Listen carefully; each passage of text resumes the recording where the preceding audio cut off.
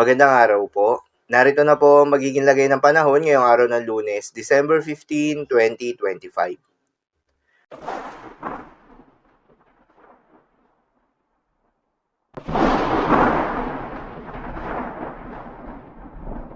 Sa kasalukuyan na tayong sa pag-asa, patuloy na umiiral itong northeast monsoon o hanging amihan at nakakaapekto sa buong bahagi ng Luzon.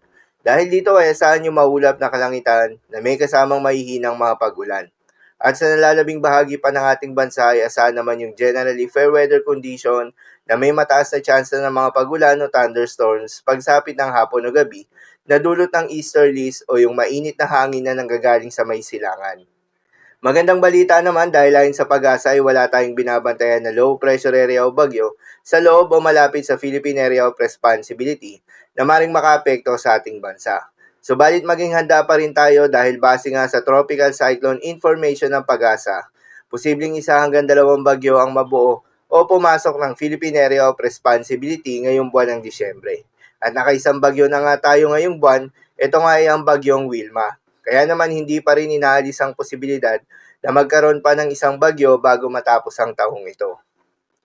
Para naman sa magiging lagay ng panahon ngayong araw ng Lunes, dahil nga sa epekto nitong easterlies, asahan sa Bicol Region, Caraga, Davao Region, Northern Samar, Eastern Samar at Southern Leyte, ang maulap na kalangitan na may kalat-kalat na mga pagulan at thunderstorms.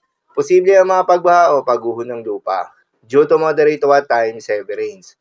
Habang sa may Apayao, Kalinga, Mountain Province, Ifugao, Cagayan, Isabela, Quirino, Nueva Vizcaya, Aurora at Quezon, ay asahan naman yung maulap na kalangitan na may kasamang mga pag-ulan na dulot ng northeast monsoon.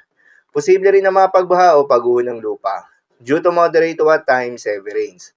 Habang sa may Batanes at nalalabing bahagi ng Cordillera Administrative Region, ay asahan naman yung maulap na kalangitan na may kasamang mahihinang pag-ulan na dulot pa rin ng northeast monsoon.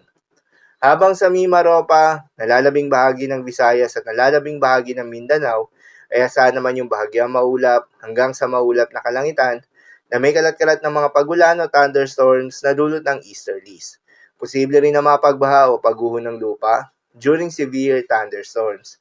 Madalas nabubuo ang mga thunderstorms na ito tuwing hapon o gabi na nagtatagal ng 1 hanggang 2 oras. Kaya naman ingat sa mga posibleng banta ng pagbaha at pagguho ng lupa, lalong-lalo na sa mga lugar na inuulan na noong mga nakaraang araw pa.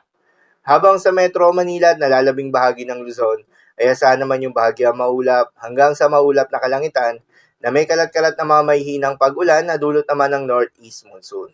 Para naman sa magiging lagay ng mga dagat baybayin, ayon sa pag-asa ay may nakataas tayo na gale warning sa mga seaboards ng Batanes, Cagayan, Isabela, Ilocos Norte, Ilocos Sur at Aurora. Kapag ganitong may gale warning, pinapayuhan ng ating mga kababayang mangingisda at yung may mga maliliit na sasakyang pandagat na huwag munang pumalaot sa mga nasabing seaboards dahil inaasahan yung maalon hanggang sa napakalon na karagatan. Habang sa nalalabing seaboards ng ating bansa ay asahan naman yung banayad hanggang sa katamtaman ng mga pag-alon. So yun lang po para sa lagay ng panahon ngayong araw ng Lunes. Keep safe everyone.